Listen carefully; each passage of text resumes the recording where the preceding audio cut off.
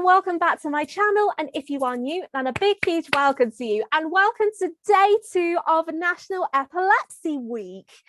And yes, we are back on doing Zoom interviews again. And yeah, I definitely think I need to come up with like proper intros and all of that.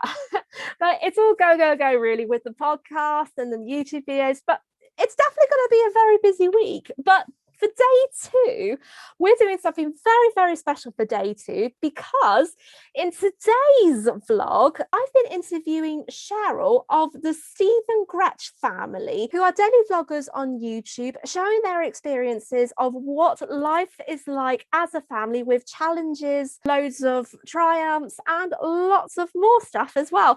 And that includes days out, sharing what family life is like and how much things have changed. Cheryl is mum to 2 boys called Sammy and Ben.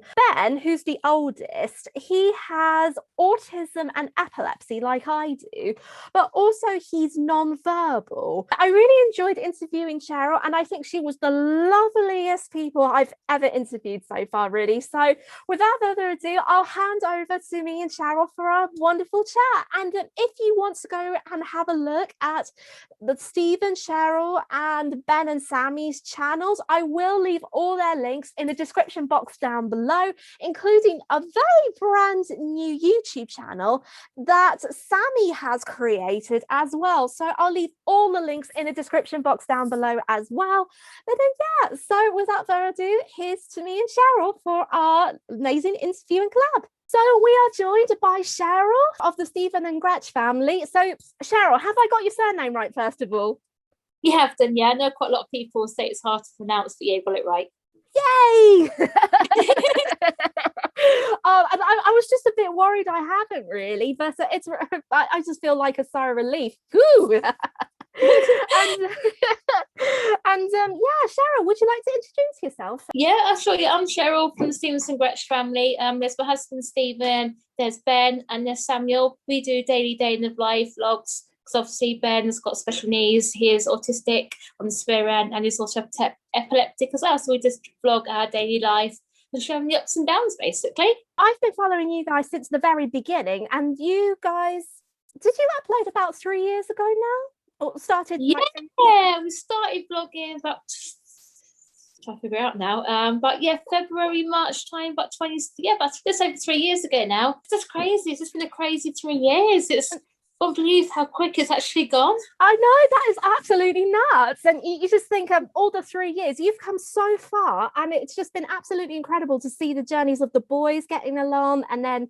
going through all the ups and downs, really, and lots of connections and awareness as well, which is absolutely brilliant. But so it's just amazing to see how you guys are like getting along, really, I suppose. And then I know that the favorite things to see every time I watch the vlogs is Sammy when he plays video games. That always makes me smile. Oh yeah, I have to admit, he does love his video games. So he's got his own YouTube channel now. Oh, and yeah, because obviously fish you have to be 13, don't you? And yes, you do. Of course, since he's turned 13, it's like, I'm old enough now to have my gaming channel now. So he has got his own gaming channel now. That's what he wants. So he's uploaded his first video, bless him. Oh, brilliant. What's his channel called? It's called Sammy the Gamer, I think. Ah, nice. I will definitely have to check him out then later on. And he come downstairs yesterday. Mummy, I've got 1 subscriber on my channel now. And obviously it's only a little short, about 50 seconds short, obviously from doing this Forza game. It's had about 16 plays, and he was so excited, bless him. Well, I'm really glad for Sammy, because his enthusiasm's been picking up recently, hasn't it? It has been, actually, because I've had main issues with Ben, and obviously it's affected him, so it's really boosted his confidence, and it's nice to see him excited about something. Going on to Ben, because as I mentioned before, Ben is autistic, epileptic, and non-verbal, and we don't know much of his background story of how he was diagnosed. So, do you know when he was diagnosed with epilepsy? It was back in 2014. He just had a seizure at school out the blue. That's changed him at school. We just had one big sick. Well, luckily it was only a mild seizure, which I know obviously seizures aren't that great anyway. because obviously Ben's oxygen levels dropped so low. Oh. But he just out of the blue at school, and then we thought that was it. And then the other one 6 months later, and the scariest one was 2016 when he had the big, massive, life-threatening seizure. His lungs collapsed, he ended up in IT's intensive care.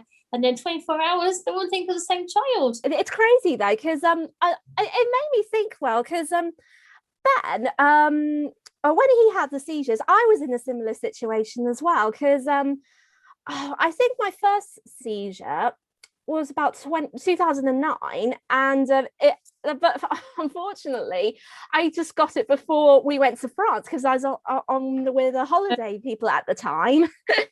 And then when I went to France, because we didn't make it into the country when I had the seizure, I think it was, but we just brushed it off. And then the doctor who examined me a few days later from another holiday group, and he said to me, oh, it's fine, you're just probably tired. But then I had another big one, same one as Ben, 7 years later.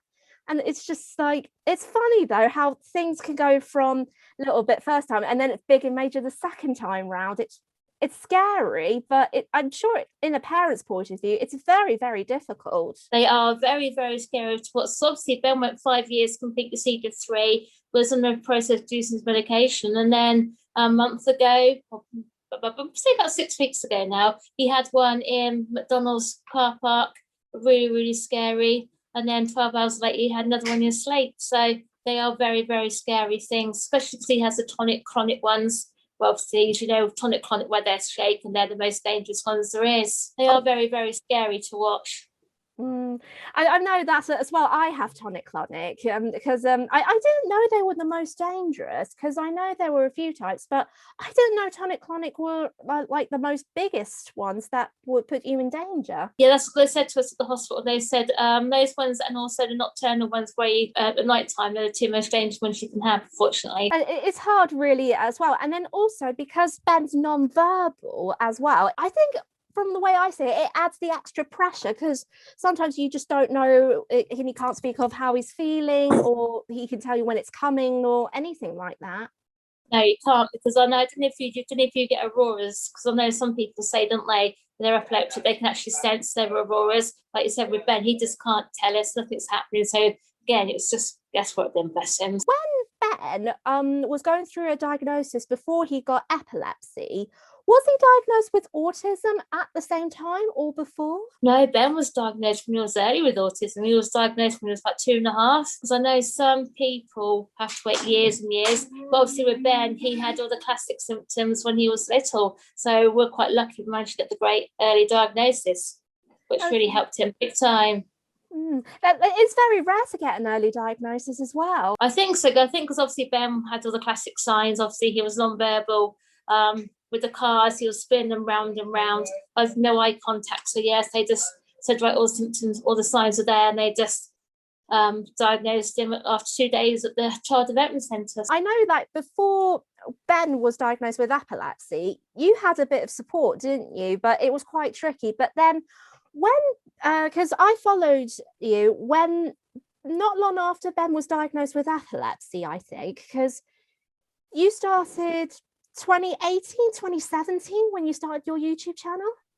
We did, yeah, 2017, yeah, February 2017 we started, yeah, and he was diagnosed just slightly before then or just slightly after, so yeah. Yeah, because I know that beforehand you always had like a very difficult journey vlogging Ben, and then people have been asking, like in the comments from what I followed over the years, everyone's been asking how's Ben doing and how is getting on, and everyone was really worried when he had the latest seizure this year. Yeah, it was definitely, it's nice because obviously we got a great support. We've had really some lovely comments, which was really nice because obviously it basically was a total shock to us, really. Wasn't expecting any of it all.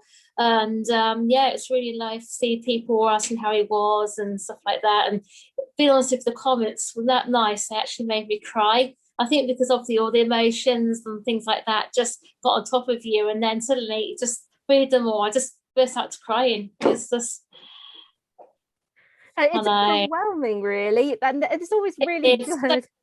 And yeah, it's nice. It's nice that there is always that people out there that care and things like that. Because I know this pandemic has brought out the best and the worst in people. So it is nice to see that people still appreciate you and things like that. Well, that's really brilliant. And then also with I'm trying to think back, because when Ben was 5 years seizure free, was there any time that did he?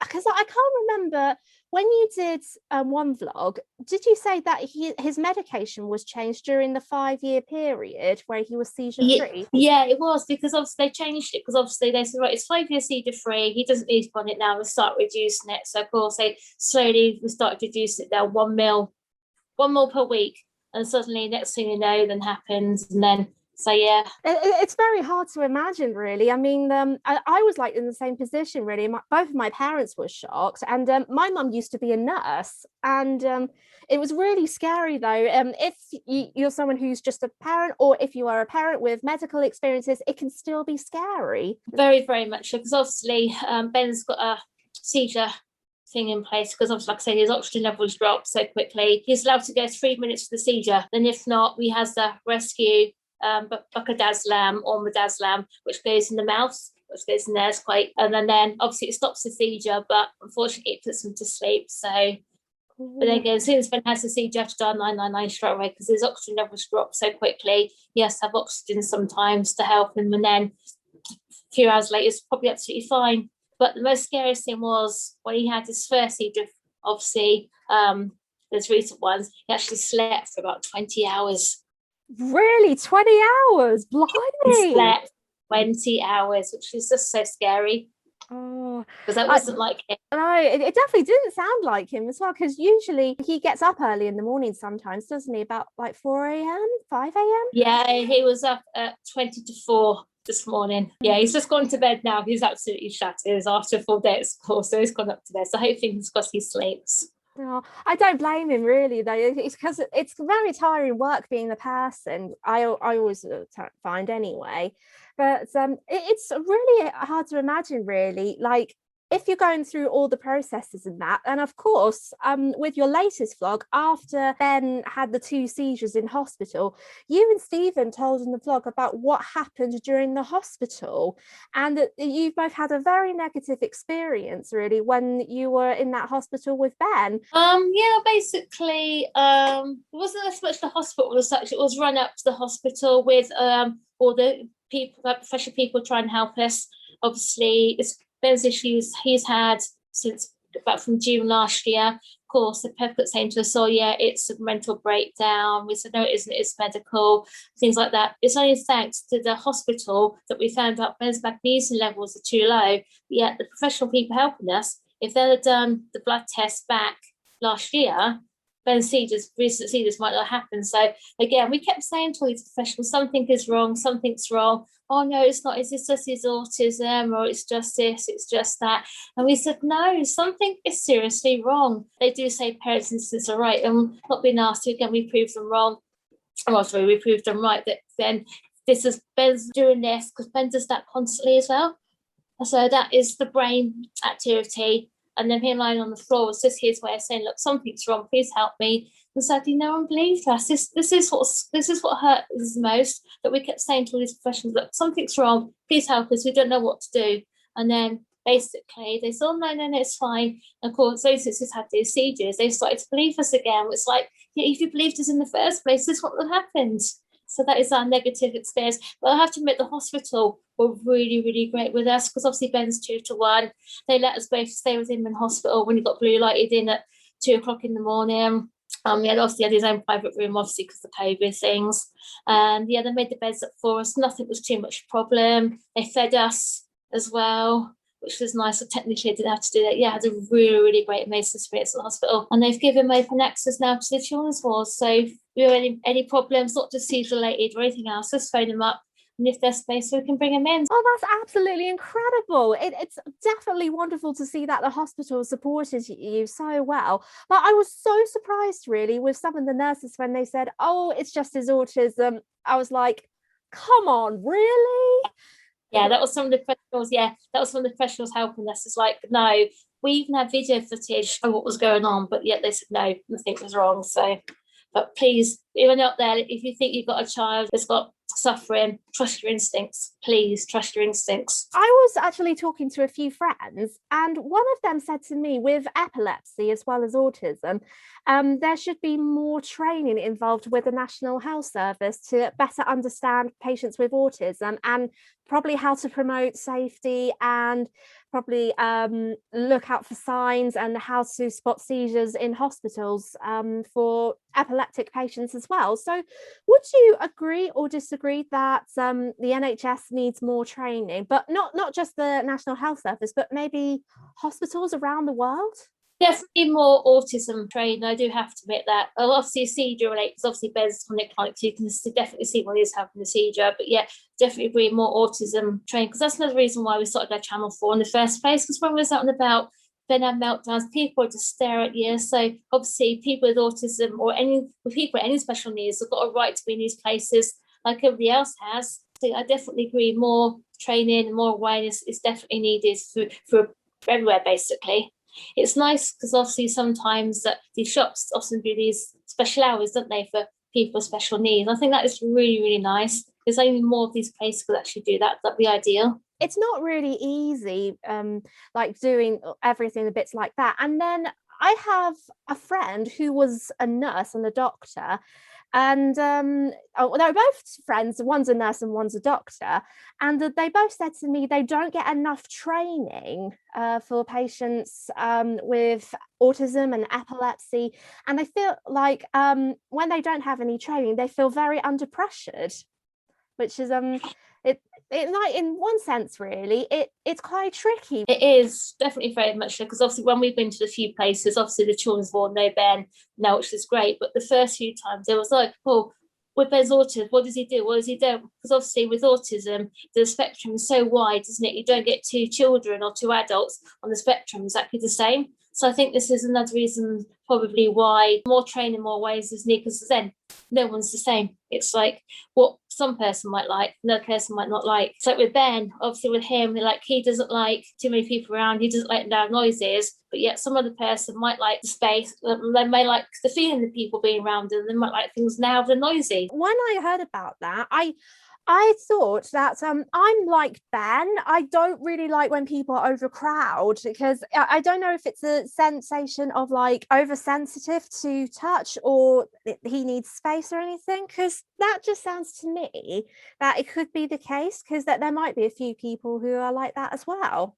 But I feel that everyone's a bit different, really, because everyone's got their own boundaries, their own spaces, and the things they like and don't like. But I think people tend to concentrate on the things that, with the stigma and the stereotype, saying everyone with autism like has the same hobbies and the same interests, and with epilepsy it might be like all different seizures, probably not all seizures, it's just one particular seizure, and how they like, oh, they're so like dumb and all that. They're not.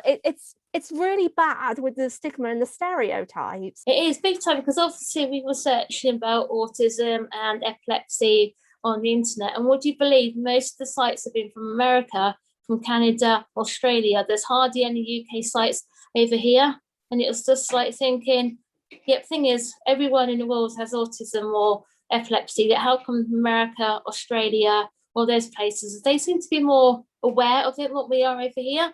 Okay, I never really heard of that before, because I know in the UK there's two charities with epilepsy, and of course of them in respectively their Epilepsy Action and the Epilepsy Society. But it's really interesting that you said that, because our different mentioned things about it, but I think with the Epilepsy Society, I found that there wasn't much that was read about it, even though despite their long history, it doesn't have like much more information really to understand, if that makes sense. It does, yeah, that's what I was trying to say. There's more research than like Australia, New Zealand, all that lot there is over here. It doesn't make sense in one way. Well, people over here are having to suffer, so to speak, when there isn't much research or nothing like that. But then with the America ones, this is like going to be, I know it's back into the autism part, but there's like so many charities that are so negative as well. Like recently, Autism Speaks, for example, that they've been doing like loads of like horrible stuff, really, especially with the cases of ABA therapy, which tries to control the behavior of an autistic person. And then with epilepsy, it can be different, really, but probably more needs to be done. Yeah, very much so, because I know there's obviously going with the medications, obviously what one medication might not be suitable for one, might not be for another. And it's amazing because obviously when they give you this medication and stuff, they don't really necessarily tell you all the side effects of all these medications.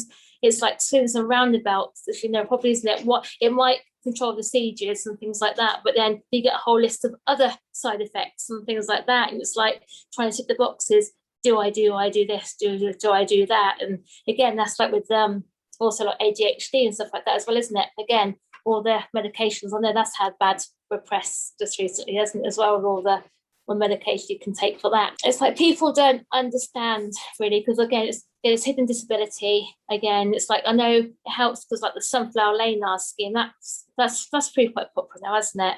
That helps, I think. Well, it's funny that you say the things about that, the sunflower lanyards, because it's really interesting, because I know a few people who have it, but there's been a lot of controversy about it recently, which is like interesting, because normally I thought people weren't really too keen, but then I know that I have friends who are autistic and they wear it as well, because this is like the find they're very comfortable with it. But with the sunflower lanyard, how does it help them? It's good because obviously I know people wear it now, don't they? Because there's emphasis for the face mask and things like that. But Ben's been wearing his since it first came out, and it's good because obviously we went to Cadbury World when he was first time was actually wearing it, and to tell you what, that was so helpful. They saw he was wearing his lanyard and thought, hang on, Ben needs help. So of course they skipped us right to the front of the queue, which was amazing. We didn't have to queue for nothing like that. Again, they have like the little talk things. They whisked us through there. And even not being asked, we even went to Warwick Castle. Obviously, they saw he was wearing his lanyards. We didn't have to queue there. We walked straight in, stuff like that. So again, more and more places are showing these lanyards now that people need help and awareness with them. Because I know quite a lot of supermarkets doing this, aren't they? So they are. Again, I know some people probably don't like wearing them because obviously it shows they've got a disability. But obviously that's for Ben, because he has markers relays to the floor, and obviously because Ben's 6'2", so he's the size of an adult. Basically, it helps us in one way for us to show people he has got a disability, even if his behaviour is through the roof or something like that. So it definitely helps us. Oh, that's really good, because it's really good to know that a sunflower lanyard really does help, because I know that a lot of people like are for and against it, but with Ben, since he's non-verbal, I would say it's been really, really useful and helping him really by the sound of it. And for everywhere that you went, everyone had like the proper training. They do actually, because obviously we've only used it a few times, because obviously what's been happening like that. But obviously when we can get back out a bit more, we can start using it again. I think now pre-COVID, a lot of people understood what it was for. I think now, obviously, people are wearing it for the extension of the face mask. I think more people are aware of it now and stuff like that. So hopefully, fingers crossed, now when things start to get back into normal, more people are wearing it, and hopefully that might help spread the awareness more about it all. And I'm definitely for help. If it means the person with additional needs or hidden disability can get the extra help, yeah, I'm definitely for it. It's always good to know that there are loads of people who are properly trained with it, really, because it's really amazing with like all things like that. And I know that the sunflower lanyard is the only lanyard I know that can help someone. So in the last 6 years, how much do you think Ben has made lots of progress since he was diagnosed? What, with his autism or with his epilepsy? Both. Yeah, so obviously with Ben now, because obviously if you've got a child or an adult with disability, when they do that little thing, it always means something. Because Ben's actually learned to sign Makaton, which is really, really nice. You know, it's obviously the last couple of days he's learnt the sign for biscuit, which is quite sweet. Oh, It is biscuit. Which is really, really nice. I do have to admit, COVID did upset his routine and things like, because obviously his routine changed and things like that. But up until pre-COVID, yeah, he made loads of progress. Obviously, signing, eye contact, really, really loved going out. he achieved all of his targets at school. So, of course, hopefully now we can get back to normal. We can get back to that learning stage. Yeah, he loves to sign. And the thing is, he's also started to understand verbal commands now. Because yesterday, he was by the gate. I says, "Go on then, Ben, let's go get your Pompeii crisps," because he actually loves Pompeii crisps, and he knows where they are on the cupboards. Of course, he came into the kitchen by himself, went to the cupboard where the Pompeii crisps are, picked up the packets, and gave it to me. Like, "Can you open them for me?" So yeah, so even though he can't physically tell you what he wants, he can express it in other ways, like the same. He soon lets you know what he likes, what he doesn't like, and so yeah, that is his non-communication ways that is helpful, so to speak. So yeah, and his epilepsy he'd done last when he was 5 years completely seizure-free up until 6 weeks ago. So hope, fingers crossed, that was just a blip, because obviously his magnesium levels are low and also his vitamin D levels are low. Obviously they can be a trigger for seizures. So hopefully, fingers crossed, touch wood, once they get back into